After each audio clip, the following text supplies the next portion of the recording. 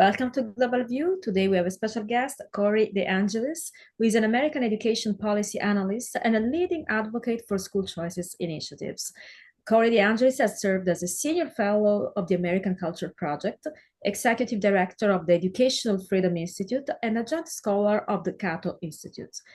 Corey earned his PhD in education policies from the University of Arkansas and authored the best-selling book, The Parent Revolution, Rescuing Your Kids from Radicals During Our School in 2024. Welcome to Global View. Hey, thank you so much for having me. Corey, what inspired you to become an advocate for school choice? And what do you see as the biggest challenge in advancing in this movement? I actually started as a researcher. I did my PhD at the University of Arkansas in education policy, and my first study there linked the Milwaukee voucher program that actually started back in 1990 to a long-term outcome that I thought was really important, to reduction in crime later on in life. We tracked the students till they were about 25 to 30 years of age, and we found that all else equal, after controlling for differences in student characteristics in their families, apples to apples comparison showing that getting the opportunity to go to a better school didn't just improve your academics, it improved these kind of character traits of the students, leading to lower likelihood of criminal activity later on in life. So school choice doesn't just benefit you in terms of math and reading test scores. It can benefit you by getting a leg up, getting a better education, getting better opportunities later on in life, and being less involved in the criminal justice system. I also went to government schools myself, so if I make any mistakes today, that's probably why.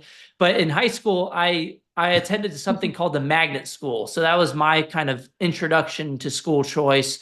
It was a lot better than the zone school that I was assigned to that was run by the government. And I had opportunities, so other families should have opportunities too. And it shouldn't be limited to schools that are run by the government. You should be able to choose another public school if you want, but you should also be able to choose a private school, a religious school, a charter school, or a home-based education option. And we're winning on this issue. Finally, we've had more advancement on school choice in the past 4 years than in the preceding 4 decades, because the teachers union stepped on a rake.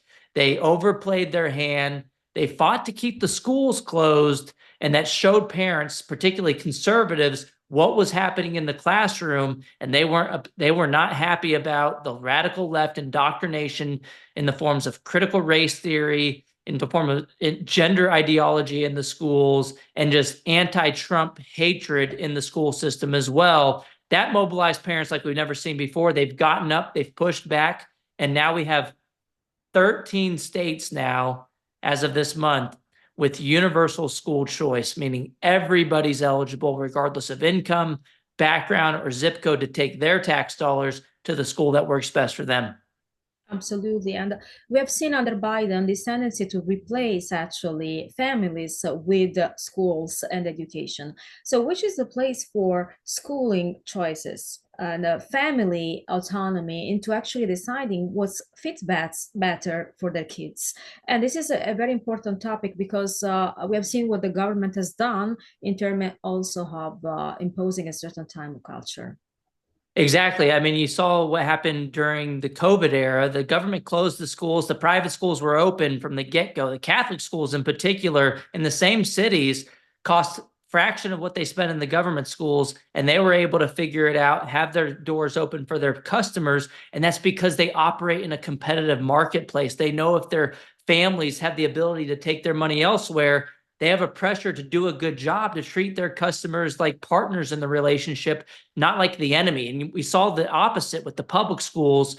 They labeled parents as domestic terrorists. The National School Boards Association sent a letter to Biden saying that under the Patriot Act, parents should be investigated for quote unquote domestic terrorism, just for showing up at school board meetings saying that they didn't like critical race theory being just shoved into the public school curriculum. And so that letter, actually a previous version of it, had a draft called for the military to be deployed to school board meetings.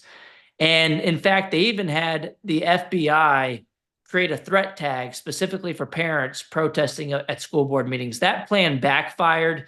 Since then, 26 states or more have left the National School Boards Association. So parents have shown they're a political juggernaut to be reckoned with. They are more powerful than the teachers unions because parents care about their kids more than anybody else.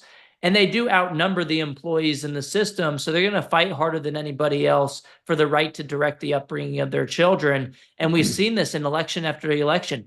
Look at the most recent presidential election. Trump won the parent vote by 9 points. That was a 15-point shift to the right from 2020 alone. And the overplaying of the hand by the teachers union had a lot to do with that. And Trump was campaigning on school choice. He was campaigning on abolishing the Department of Education. We saw this with Terry McAuliffe and Glenn Youngkin in Virginia, too. The former governor of Virginia was named Terry McAuliffe, a Democrat, in a state that apparently went 10 points to Biden in 2020. Glenn Youngkin ended up winning that election, a Republican, with the number 2 issue in that election being education. And he won those voters by 6 points after Terry McAuliffe, basically the incumbent, said, I don't think parents should be telling schools what they should teach. That was a bad idea.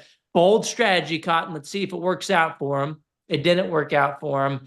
And now Trump, even before Election Day, there were 2 polls on this issue, Trump versus Kamala Harris.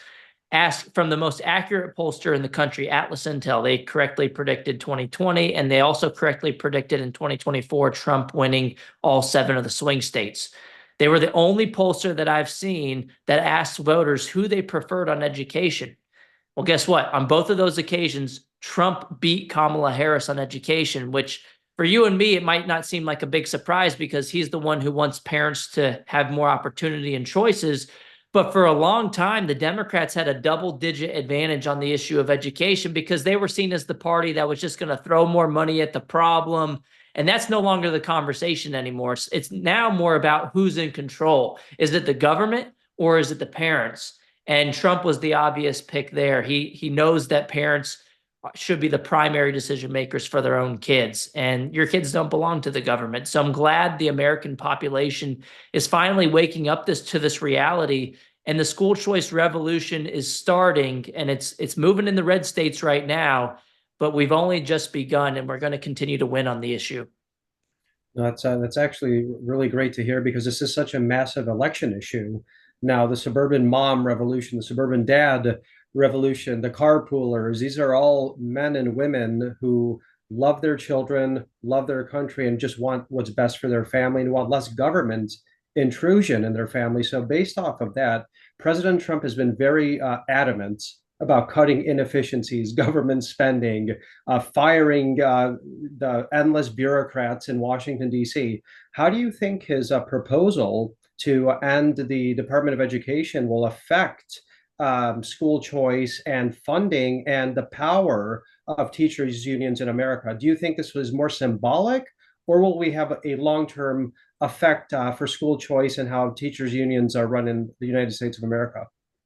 I think abolishing the Department of Education is a fantastic idea. Look, it's unconstitutional. The word education is not in the U.S. Constitution, so it's therefore a violation of the 10th Amendment. It belongs to the states. And guess what? Every state already has a Department of Education. Why do we need another one in D.C., thousands of miles away? It's just so that we can employ about 4,400 useless bureaucrats in D.C. to push paper, not do much of anything. And they actually reduce funding for education because since they're skimming it off the top, states don't have as much to fund for their education initiatives within their own for their own constituents. So if we were to abolish the department, there's a senator out of South Dakota has a bill in Congress right now, Mike Rounds, he's a Republican. And the bill is called Returning Education to Our States Act. And it does exactly that. The money that we're already spending on education would be block granted back to the states under the Department of Treasury. And then the states would have more local control to spend that money on education initiatives as they see fit. And look, this department was created in 1979, and it was really a payoff by Jimmy Carter to the teachers union, the NEA, the largest labor union in the country. And outcomes haven't gotten any better. We've spent about $2 trillion since the inception of the U.S. Department of Education at the federal level alone, and outcomes have gotten worse. So it's the definition of insanity, doing the same thing over and over again, expecting different results. And so Trump has really put wind at the sails of the school choice movement, but also to the movement to abolish the Department of Education. We're finally having real conversations about that, having a real meaningful bill in Congress to get it done as well. So I think the biggest benefit there, if they can abolish the department, is just having more local control. And separately, there's a bill in Congress called the Educational Choice for Children Act, which Trump said he would sign, and the House Speaker's supportive, the Senate majority leaders supportive of it as well. It is a nationwide federal tax credit.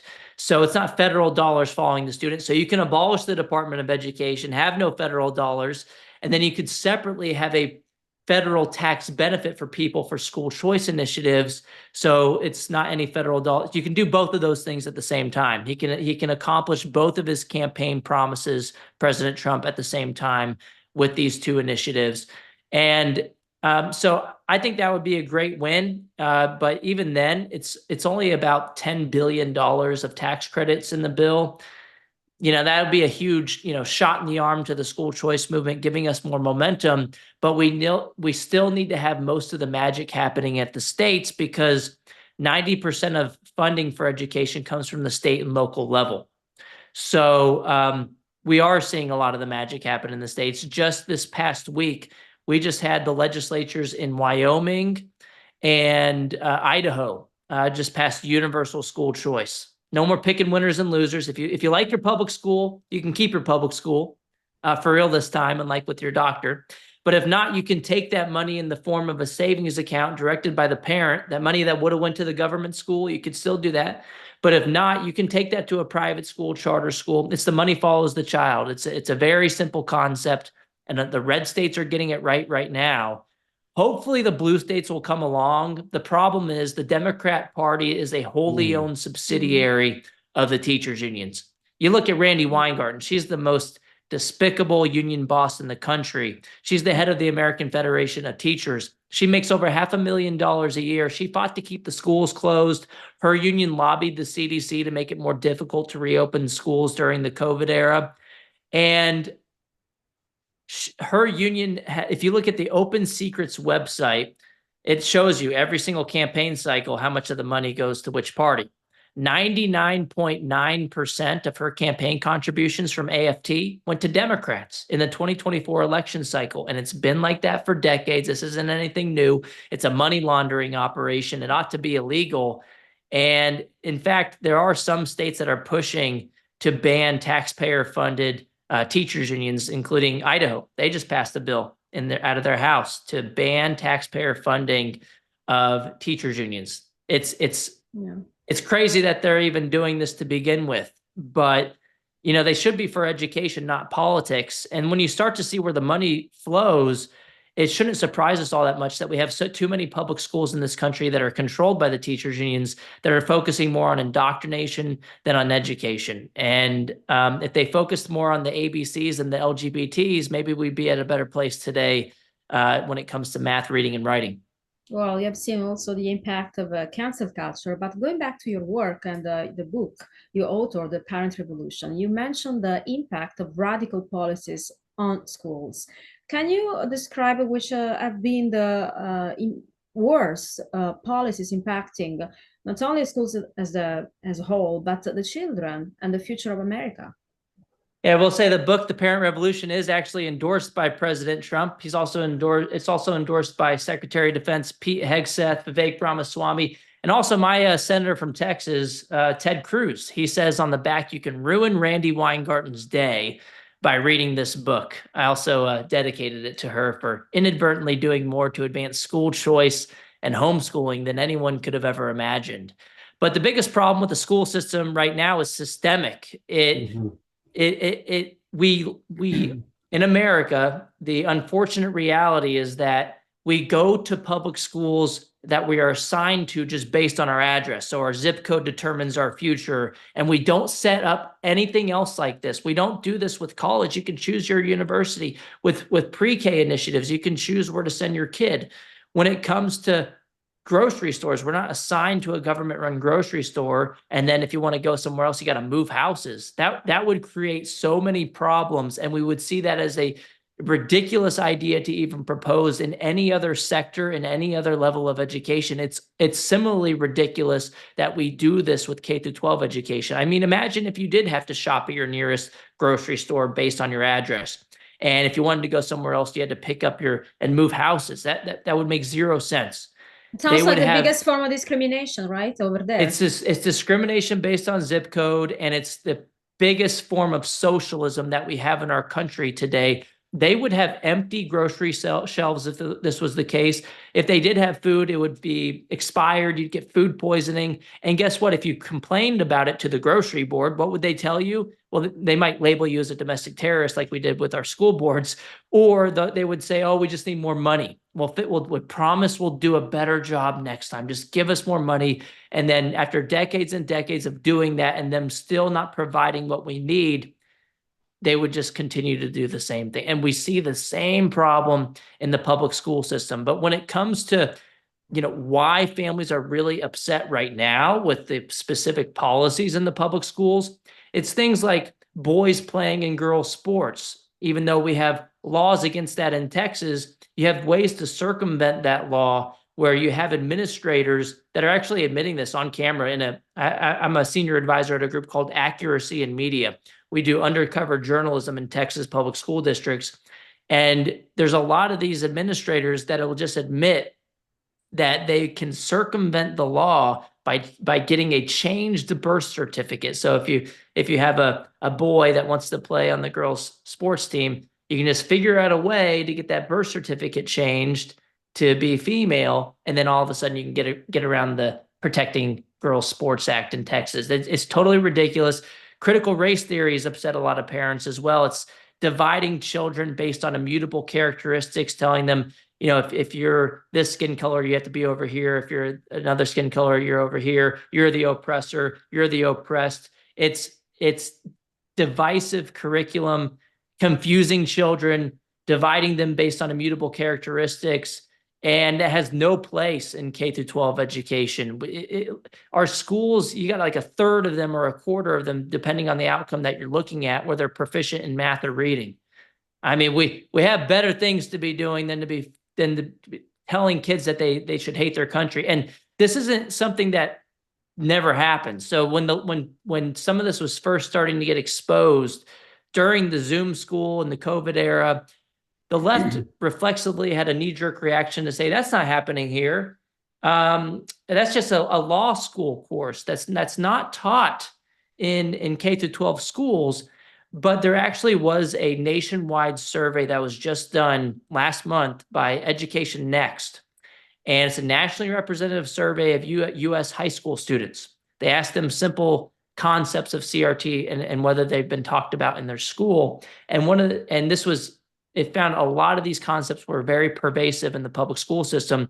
One of them that popped out to me was that 36% of these U.S. high school students reported that their teachers were saying that the United States is a fundamentally racist country, either often or on a daily basis.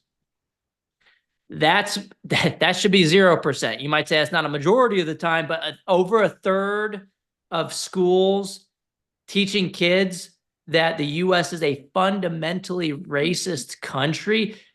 We should be telling kids that they should be proud of their country. We should teach them history, the good, bad, and the ugly. But we shouldn't be indoctrinating them to hate their country's values. That's going to churn out little socialist and Democrat voters. That's another issue here. The far left has figured out that they don't even have to have their own kids anymore. They can use the government-run school system and still control the direction of this country by molding the minds of other people's children for 13 years of their lives, for 7 hours a day, to be good little Democrat foot soldiers. So when they get out at the year out of high school, if they graduate, become 18 years of age, they can go vote. for their socialist agenda. And I think that's part of what the school system has become, unfortunately, for too many activists. Not all teachers are like this. There's a lot of good teachers in the public schools, a lot of good teachers in the private schools too. Not all teachers in the private schools are perfect either. The thing is, when you have choice and you feel like this is happening in your school, and you can get a sense that your child is not happy when they come home, you're hearing about the brainwashing happening. If you're rich, you can already afford to send your kid somewhere else. The problem is with this current system that's discriminatory against low-income families who are conservative in particular. They need an exit option, especially if the school board's not going to listen to them and it's going to treat them like evil people. They shouldn't have to explain themselves either. They should be able to choose a school that is aligned with their values.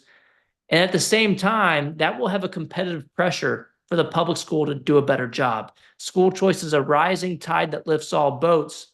It's competition. It works in every other industry. It works in education too. We saw this in Florida. They've had some of the most robust school choice programs in the entire country, and they have universal school choice now. And over the past couple of decades, as they've expanded school choice, they went from the bottom of the pack on the nation's math and reading outcomes to the top of the rankings. And the U.S. News and World Report most recently ranked Florida #1 on education. And it's not a money issue. They spend about 27% less than the national average, and they're beating the rest of the country. And they also happen to have school choice. And so I don't see this as a public versus private conversation. I think there can be good public schools. The problem is, before COVID, a lot of families thought their public schools were fine because they just saw the test scores and said, well, you know, if I'm assigned to a school that has good test scores, I don't really have to worry all that much. But the Zoom school, the so-called remote learning, which we really should have just called it remotely learning, there wasn't a lot of learning going on. That's what woke up families. I mean, Milton Friedman said it best a long time ago. He said that the only real change comes when a crisis, the change that comes about in response to the crisis relies on the ideas that are lying around at the time. So we had always been talking about school choice. We knew that it was a good idea, but there were families who didn't see that it was for them. They thought this was just for low-income kids with the low test scores. But now that entire dynamic has shifted, and we have a new coalition from all different backgrounds fighting for school choice, and politicians are finally listening because so many people see the need. Corey, millions of people are asking themselves, especially parents or soon-to-be parents, how did America's education system reach this crisis point? I mean, I remember, I'm from Chicago. We live in Los Angeles now, so two very blue cities, heavily run by various lobbies or unions, teacher unions, and we have family that are terrified about what their kids are learning. In Chicago, we have friends in Los Angeles who are, of course, looking at various options because they simply don't want to put their kids in the Los Angeles public school system. So I remember as a young person, I'm a millennial, I would have at the most extreme a liberal teacher who might have not liked George W. Bush, the Iraq War, and if I wrote something either pro that, they would say you should kind of change your mind. Now it seems that schools have become factories for indoctrination and low test scores. So how did we get from having the oddball teacher that I had back in the 90s, and I think many did, to now this systemic crisis where schools are no longer serving as a function to educate, but to indoctrinate? Yeah, I will say the two places that you've lived in have some of the worst teachers unions in the country. I mean, Absolutely. the Chicago Teachers Union, they deleted a tweet during the COVID era saying the push to reopen schools is rooted in sexism, racism, and misogyny. They threw every leftist buzzword at the wall to see what would stick. And guess what? Their teachers union boss out there, Stacey Davis Gates, she sends her own kid to private school. And she fought to end the school choice program in Illinois as hard as possible. School choice for me, but not for the hypocrisy. She sends her kid to a Catholic school that costs less than half of what they spend in the government schools. Their government schools there spend about $30,000 per student per year. It's become more of a jobs program for adults than an education initiative for kids. Since 2019, the number of students in the Chicago public school system has actually fallen by about 10%. They're losing customers left and right because they're failure factories, and the union bosses know it, the parents know it. But guess what they did? They increased staffing by 20%. What other industry do you lose your customers and then you go on a hiring spree? It's because they have no competition. They're insulated from any market mechanisms of accountability whatsoever. And in Los Angeles, you have a teachers union boss out there, Cicely Meyer Cruz. She said there's no such thing as learning loss because people were getting on her for closing the schools during the COVID era, saying that this is going to hurt them academically, and it hurt them mentally and physically too, and socially, not getting to interact with their friends. And she tried to deflect by saying there's no such thing as learning loss. And actually, there's a school district near LA called Moreno Valley. I actually exposed on social media. I got a video from one of the parents. The student actually took the video in class right after Trump won the election. Guess what the teacher was telling the kids in this public school in Moreno Valley? He was telling the kids that you could actually end up in concentration camps. He was comparing Trump to Hitler. I'm so glad that the kid actually recorded this. I used to kind of not be okay with cell phones in the classroom, but now that we get this kind of transparency because of cell phones in the classroom, I actually don't know where I stand on the issue. I think we might want to allow for the freedom to have that, and then maybe have the parents decide what the kid is going to have or not. But if we give away those cell phones in the classroom, we give away some of this accountability. Another district, Chino Valley Unified in the LA area, right before the election, I think it was election day, there was a high school teacher that similarly was recorded by a student. I got my hold of the video, posted it on X. And he said all these negative things about Trump. He was saying, oh man, we can't vote for him because Trump would rape my daughter. He said that about his daughter. And they're both of those guys are on administrative leave. And I'm just bringing this up because I don't know how much worse it has gotten over time. I also get the sense that things have gotten worse. I don't know where that inflection point is. But I do believe that social media, being able to take videos in the classroom and expose it to a large audience. I mean, we saw Libs of TikTok went viral, got a huge following, now has more than 4 million followers. What did she do? She just took the videos that the teachers were posting, making them look like idiots, and showing it to the rest of the world that's not on TikTok. And we still benefit from being able to do that today because sunlight is the best disinfectant. I don't have a time frame of when it has gotten worse, but I do agree with you. And everybody I talk to agrees that my schools weren't this bad, but it seems to be. And I used to think, well, maybe it's just a few anecdotes of these things that are blowing up. But the reality is if we're getting one video from like Moreno Valley and one video of Chino Valley because the students happened to take that video and get it over to me, how many were not recorded? I don't think those are the only examples. I think this is more widespread. And that survey I pointed to from Education Next earlier, over a third of the kids hearing that America is a fundamentally racist country. This is a 5-alarm fire, and it's something that we should be paying more attention to, because even as entrenched in this debate that I am, I didn't know how prevalent it was. My response was to say, it doesn't matter if it's 1% of the time or 10% of the time. You should still have school choice either way, because what if you're that 1% of families that's stuck in the wrong school where they're indoctrinating kids? It happens to be the case. It's actually a lot more than 1% of the time. And I think as the unions have gotten more power, perhaps that's the correlation to this happening more. Perhaps it has a lot to do with the training in the university system. They train a lot of the K through 12 teachers, and a lot of that Marxism trickles down from the university system, which employs the public school teachers. So they're brainwashed too, and then they take that to their young students in the classroom, and then that continues a vicious cycle. Well, I am Italian, so a European school system. I want to share my perspective on what is happening here in America. It looks like schools are more recruitment camp for future Democrats than training functioning member of society, giving them basic knowledge to make their choices.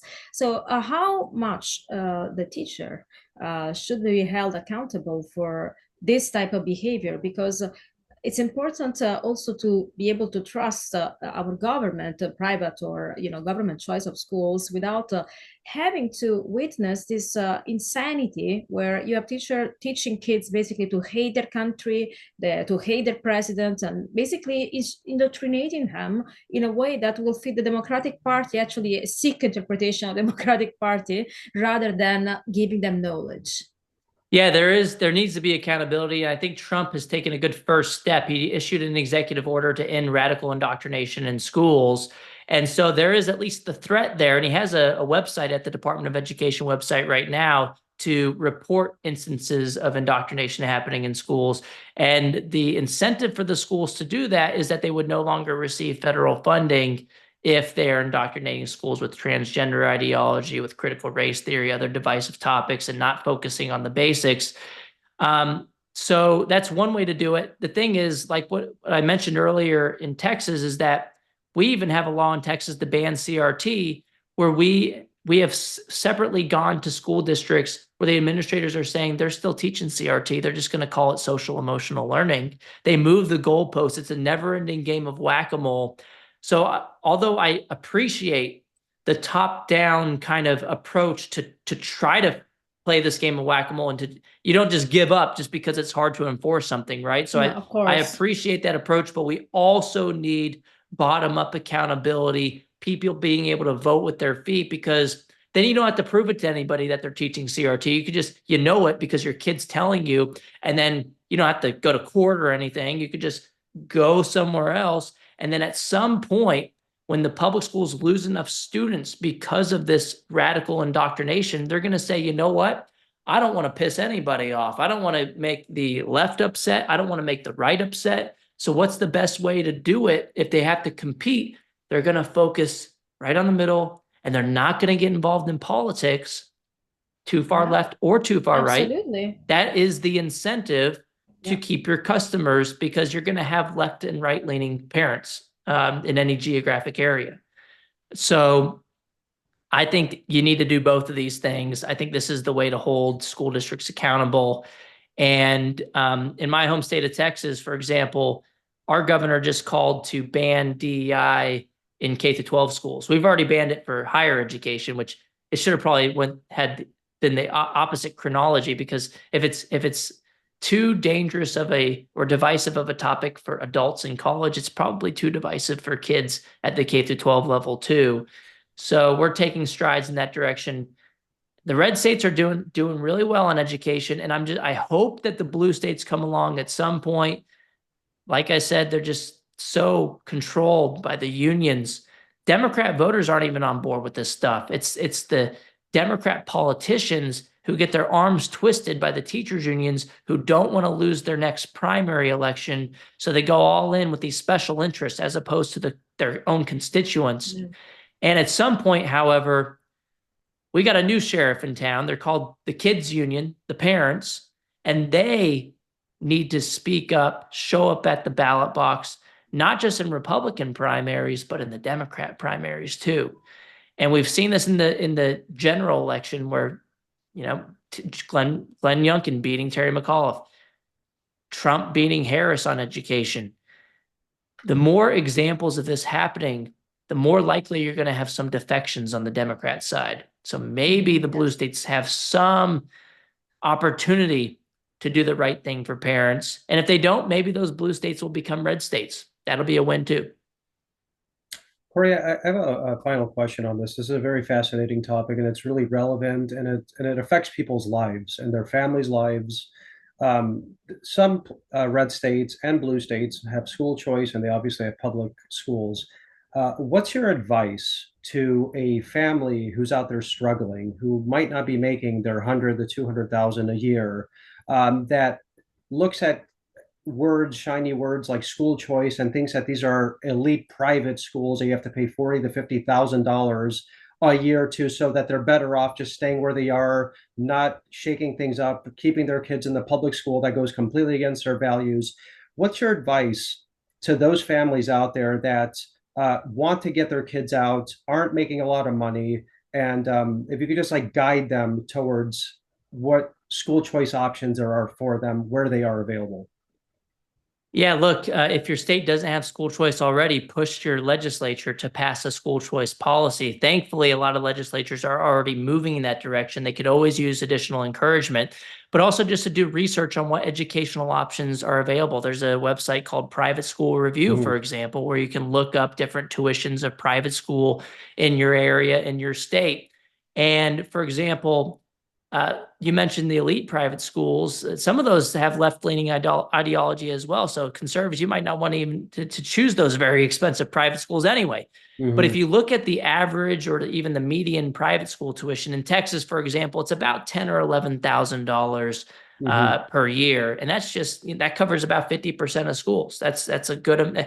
It's not 100% of the options, but it's more options than you had before if you pass the school choice program.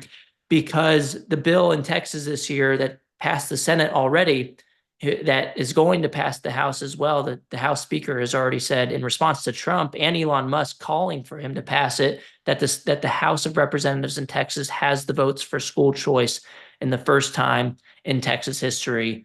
And that amounts about $10,000 per student. So that covers a lot of the private schools. And guess what? With these new programs, they're not just vouchers that you have to use at a private brick and mortar school. They're in the form of a savings account that can be directed to any approved education provider. That could be homeschool curriculum, homeschool expenses. That could be a micro school. During COVID, they called these pandemic pods. You had like 5, 10 children together in a household. Families were kind of figuring out how to economize on homeschooling. They even sometimes hired a private tutor to teach all the kids.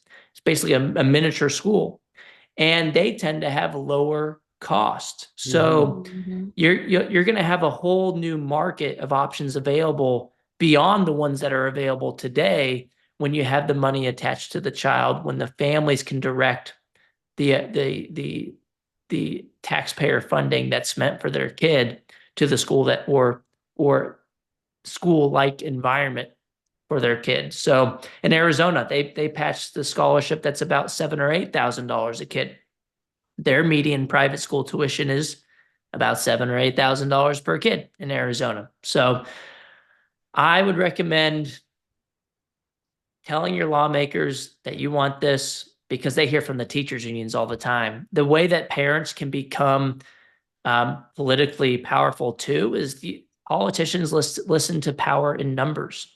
They don't really care all that much when they hear from one person. They need to hear from a bunch of you guys. So if you have a Facebook group, if you have a group on X that you communicate with in your area, I think that's a good move so that you guys can pressure lawmakers together and not have to do it by yourself, so that you can contend with the power of the teachers union with your own union, one for the kids. And I think that's the path to success, by knowing who your friends are, fighting together, rowing in the same direction. And this is another benefit of school choice. Once it passes, you have an incentive to become more involved in your child's education. Parents need to be involved. And I think the unfortunate reality is with the status quo, when you are assigned to a school and you can't go anywhere else, and you can't afford to pay twice, to pay through taxes and then out of pocket for the private school, it becomes very depressing. Yeah. And so you don't have a very strong incentive to go research these things if you know you can't really exercise that choice. But now if you're a low-income family, you get $10,000. Now you're going to say, okay, I'm going to figure out the best option for my kid. I can now afford to do so. And that, by definition, will improve education just by getting the parents more on board with raising their child. Thank you so much for this, for sharing your invaluable insights, and where people can find you. You can follow me on X. It's at DeAngelis Corey. You can also check out my book, The Parent Revolution, Rescuing Your Kids from the Radicals Ruining Our Schools. It's available on Amazon right now. It's a national bestseller, but it's also 45% off on Amazon. And again, it was endorsed by President Trump. Thanks so much for joining Global View. Thank you, Thank you. Corey. Thank you very much, Corey.